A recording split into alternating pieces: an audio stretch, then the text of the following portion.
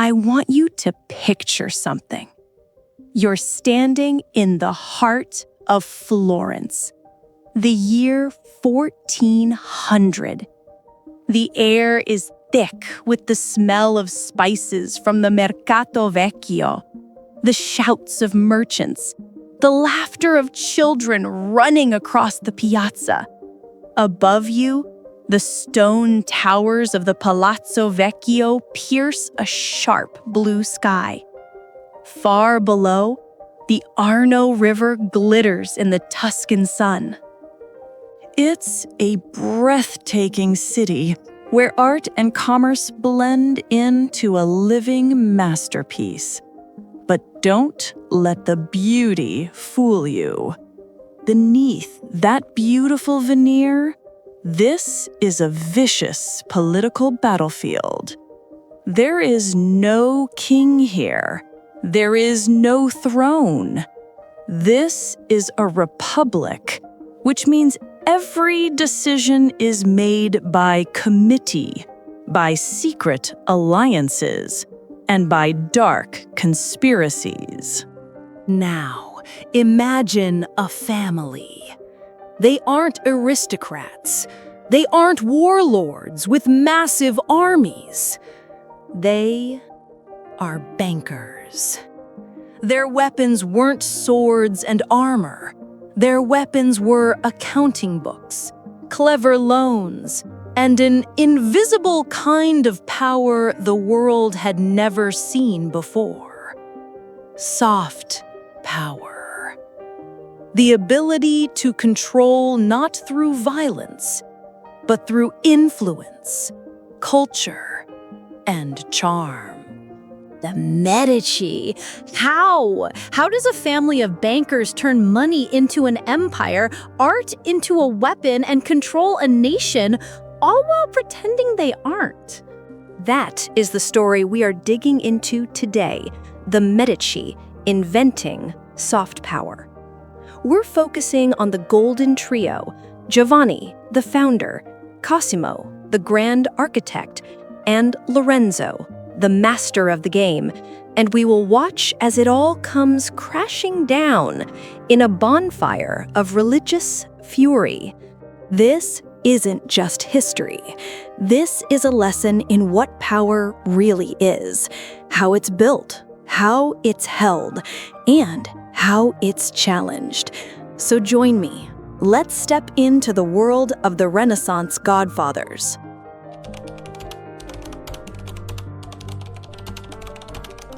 All right, let's rewind. The year is 1397. Giovanni de Medici opens the Medici Bank. Giovanni is not a flashy character like his descendants. He's a quiet, slender man with sharp eyes behind simple glasses. He hates spectacle. His mantra? Stay out of the public eye.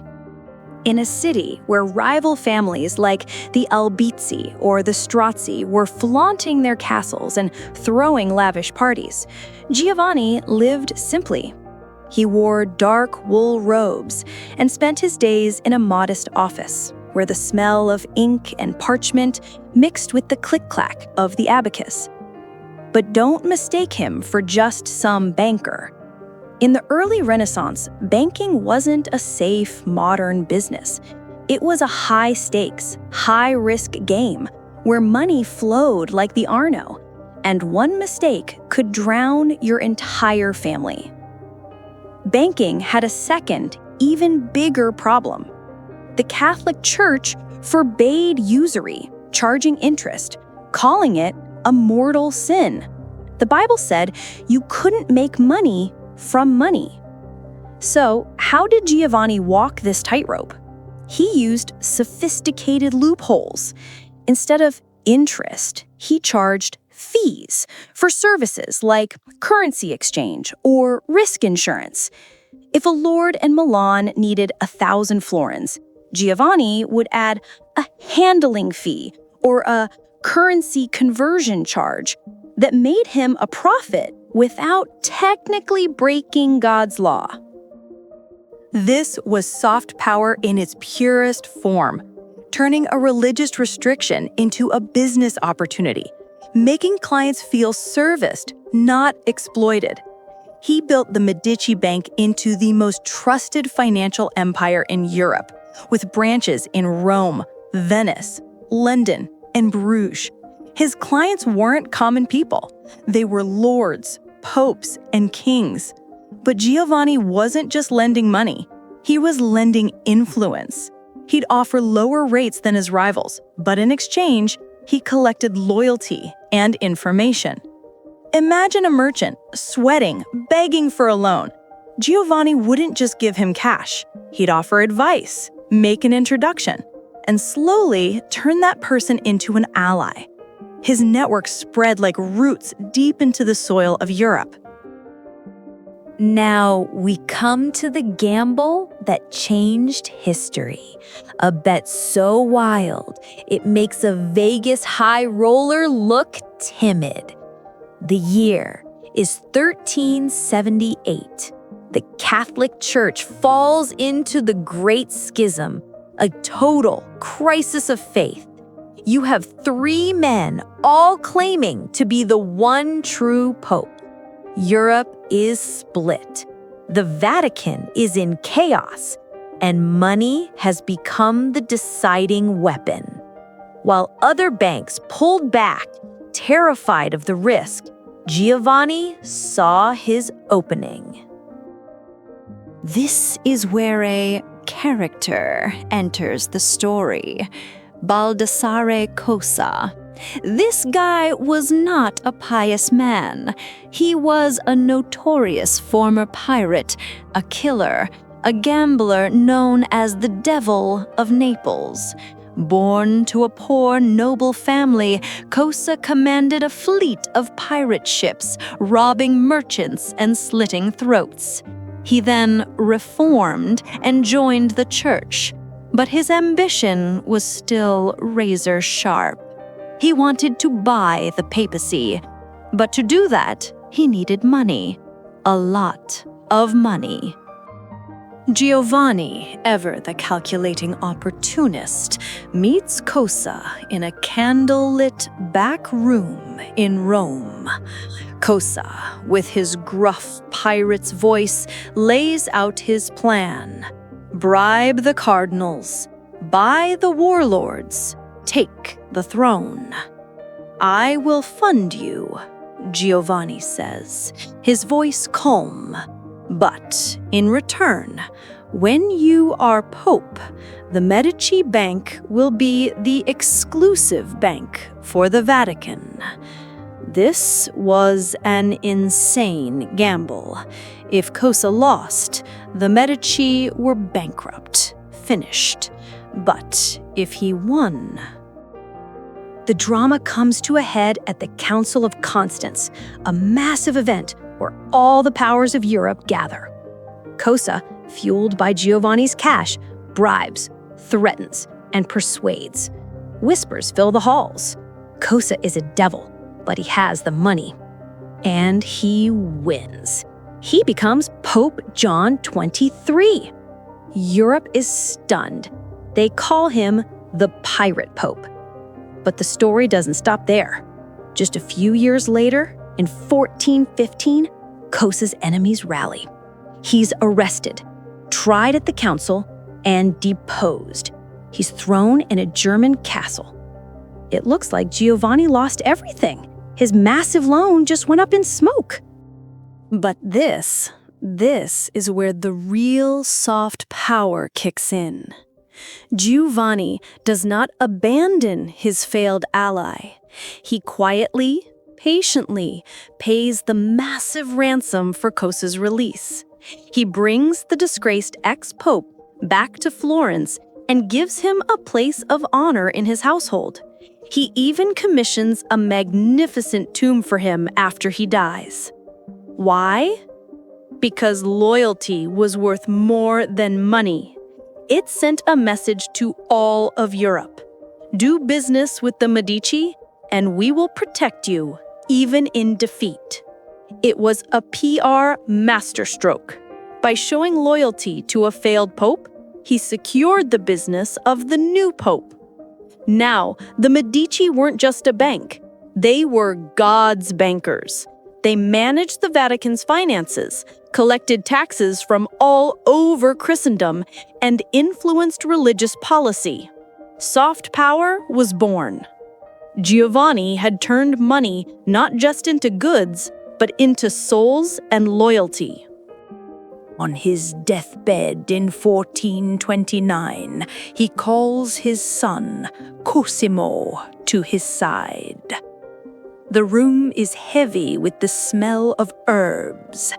Giovanni, weak but firm, whispers, "My son, hold power, but never seem to be holding it. Let the people think they are free. Money is the tool, but humility is your armor." Cosimo, a young man with intelligent, watchful eyes, nods. He will inherit the bank. He will inherit the philosophy. But can he maintain that invisibility as his enemies start to circle?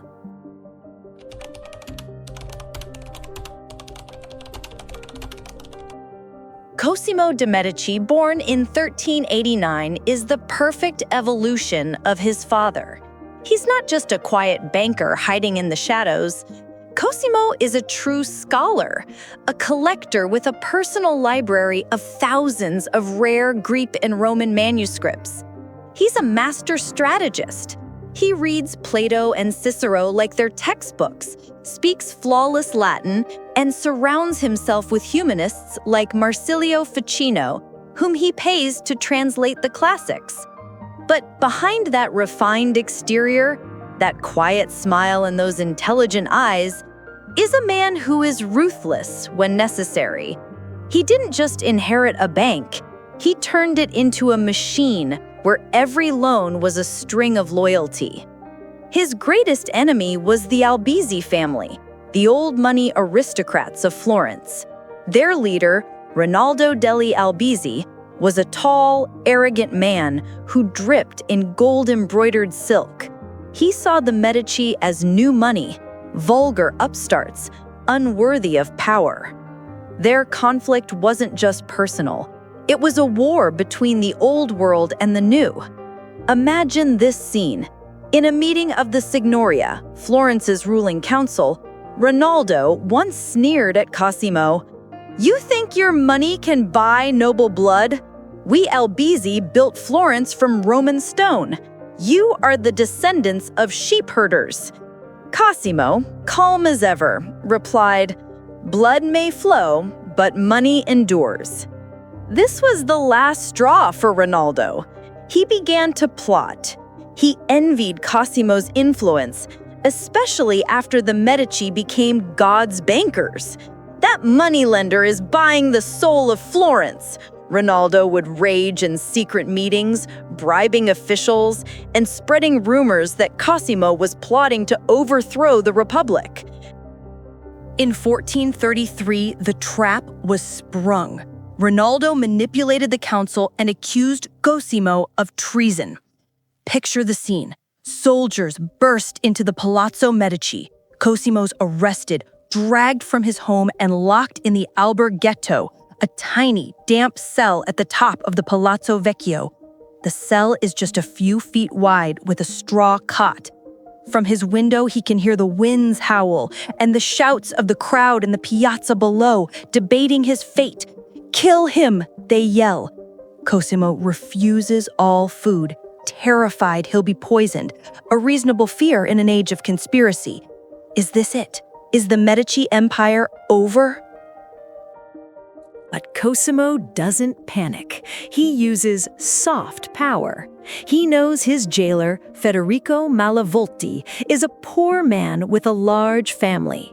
Cosimo secretly smuggles gold to him, hidden in food sent by his wife. He whispers, "Help me, and your children will never be hungry again." The jailer, bought and paid for, influences the council. The death sentence is changed to exile. Cosimo is banished from Florence. The Albizzi celebrate. The Medici are finished! But this is where Cosimo makes his greatest move. He doesn't raise an army. He doesn't beg. He simply leaves. And he takes the bank's capital with him. The effect is immediate. The economy of Florence collapses like a house of cards. The wool industry, the city's lifeblood, shuts down, lacking the loans to buy raw materials from England. Artisans are out of work. People are starving. The whispers start. Albizzi ruined us. Then the whispers become shouts. Angry crowds throw rocks at the Palazzo Vecchio, demanding, "Bring back Cosimo." Less than a year later, in 1434, the city begs him to return. Cosimo rides back into Florence on a white horse, showered in flowers, hailed as a hero. The Albizzi are banished in his place. This was the greatest soft power flex in history. He conquered his own city without a single sword. He proved that they needed him more than they needed him. Now, as the undisputed but still unofficial ruler, Cosimo consolidates his power using art as sophisticated propaganda.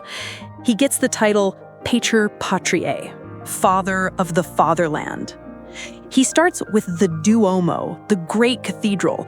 For over 100 years, it's had a massive, ugly hole in its roof, an impossible-to-build dome that had become the city's scar. In 1418, a competition is held. Dozens of architects try. But Filippo Brunelleschi, a short, cranky, brilliant man, wins with a famous trick. He challenges his rivals to make an egg stand upright on the marble table. They all fail. He simply taps the bottom of the egg, crushing it slightly, and it stands. The dome will be the same, he says. It will support itself. Cosimo, seeing the genius, funds the entire, wildly expensive project. The technical challenges are insane. How do you get 70 million pounds of material 375 feet in the air without scaffolding? Brunelleschi invents new hoists, new techniques, a dome within a dome. When it's finished in 1436, the people of Florence fall to their knees. But it's not just a church, it's Medici propaganda. It's Cosimo sending a message to the world. I and Florence can achieve the impossible. Then he commissions Donatello's Bronze David. Why was this statue so shocking? It was the first full-scale nude bronze statue since ancient Rome. In a deeply Catholic society, this was radical. It celebrated humanism, the beauty of the human body, not just the spirit. It wasn't just art. It was a political statement. The statue stood in the courtyard of the Medici Palace, a symbol. Florence, the young David, could defeat any giant, like Milan or the enemies of the Medici. It was Cosimo's brand.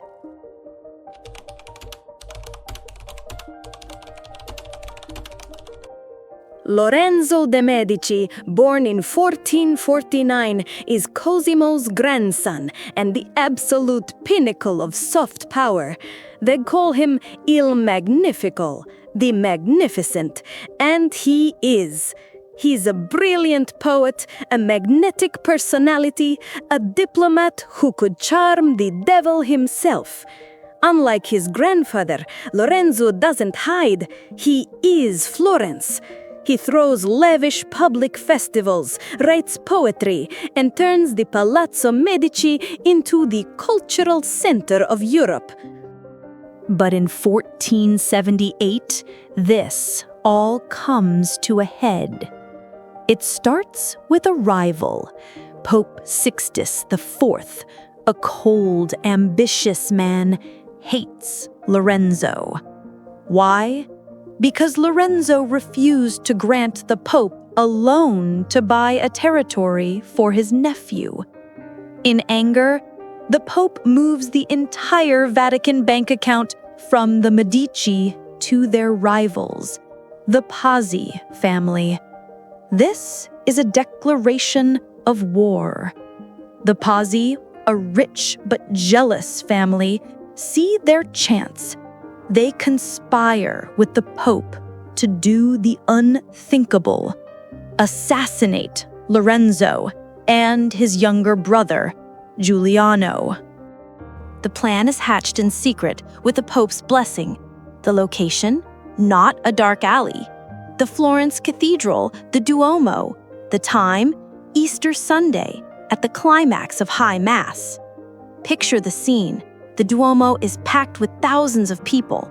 The air is thick with incense. The choir is singing. Lorenzo and Giuliano are standing near the altar. The priest raises the communion host, the holiest moment of the service. That is the signal. The assassins, 2 priests and a band of mercenaries, lunge from the crowd. Giuliano, the handsome, popular brother, is stabbed first. He is hit 19 times. His blood sprang across the marble floor. He dies instantly in a pool of his own blood. Lorenzo is slashed in the neck. He draws his own sword, fights back, and wounded scrambles into the sacristy, a small, dark room, and bolts the heavy wooden door. He's on his knees, bleeding, listening to the screams and chaos outside, having no idea if his brother is alive or dead. Soft power had failed. Charm and art cannot stop a dagger.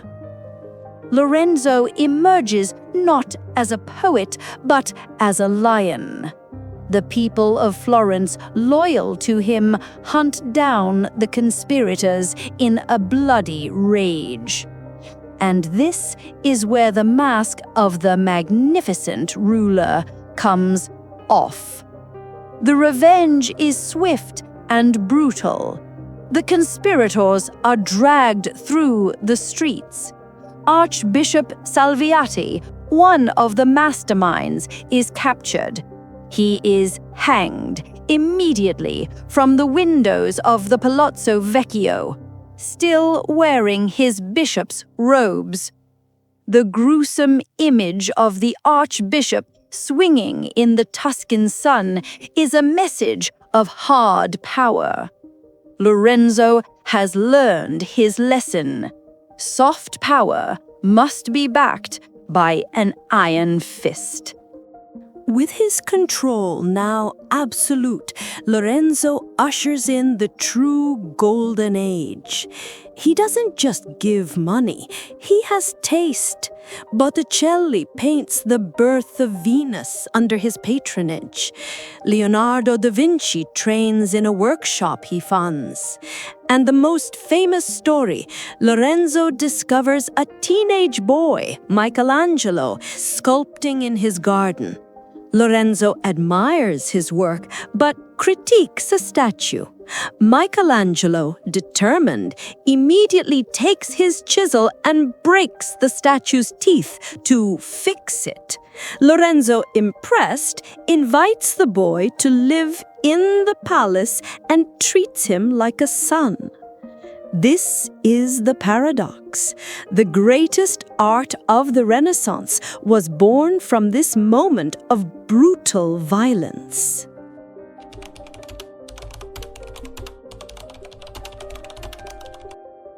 Girolamo Savonarola enters the story like a phantom from hell, the complete opposite of everything the Medici had built. Born in 1452, he was a man obsessed with damnation. He was a Dominican friar, but he wasn't a man of quiet prayer. He was a fiery prophet with burning eyes and a voice like thunder. He hated the Renaissance. He saw it as a betrayal of God. To Savonarola, art was a sin because it glorified the human body. Wealth was a sin because it corrupted the soul. Humanism was blasphemy. When he first came to Florence, people mostly ignored him. He preached in San Marco, ironically, a monastery funded by Cosimo, and his harsh sermons bored the sophisticated Florentines. "Oh, Florence, you city of the devil," he'd roar, and people would laugh. But then, things changed. In the 1490s, Savonarola started making predictions. He prophesied the death of Lorenzo. He prophesied an invasion from France. He prophesied the fall of the Medici.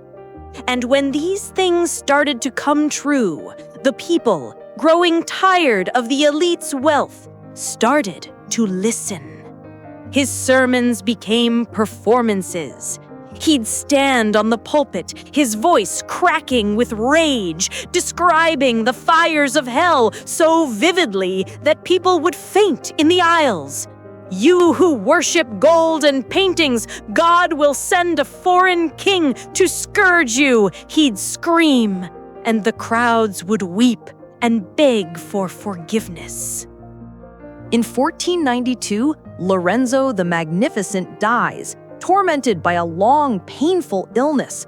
The legend, and it might just be a legend, is that Savonarola was called to his deathbed to give him last rites.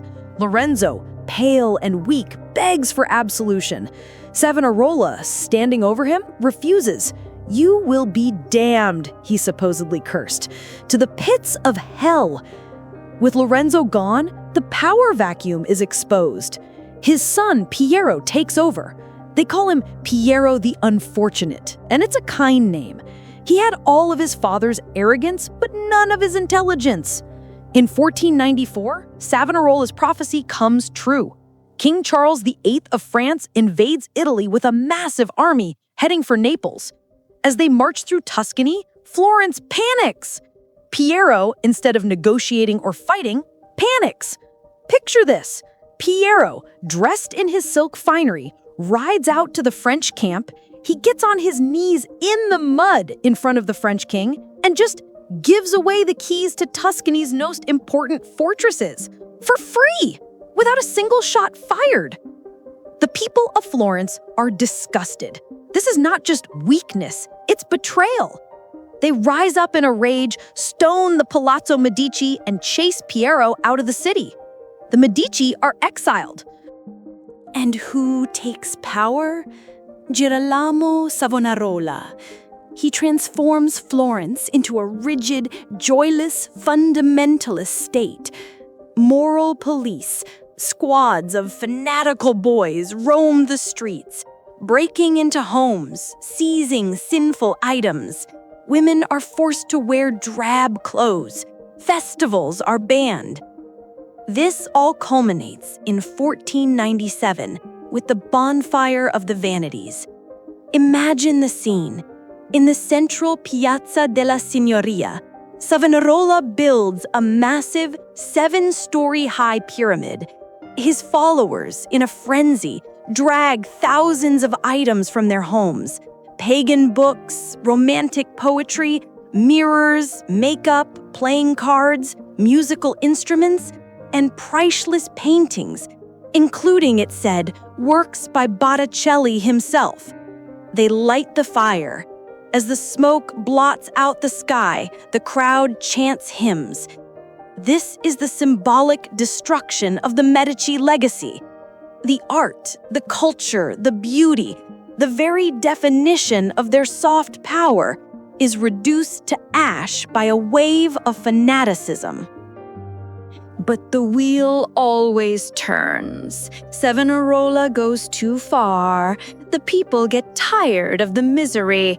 The Pope, Alexander VI, finally excommunicates him. In 1498, Savonarola is arrested, dragged to the Palazzo Vecchio, and tortured on the rack until he confesses to being a false prophet. And the final irony? Savonarola is hanged and his body is burned in the exact same piazza where he held his bonfire of the Vanities. The Medici would eventually return, but the original story, the invention of soft power, ends here in the ashes.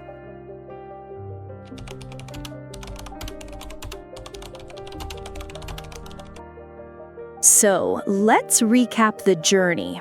Giovanni, the founder, turned money into invisible influence, becoming God's banker and proving that soft power begins with economic dependency. Cosimo, the architect, perfected it. He used his exile to prove Florence needed him, and then used art, the Duomo, the David, as sophisticated propaganda, turning cultural symbols into tools of control. Lorenzo, the master, pushed soft power to its peak, creating a golden age, but he also showed its limits, learning from the bloody Pazzi Conspiracy that soft power, to survive, must be backed by a brutal iron fist.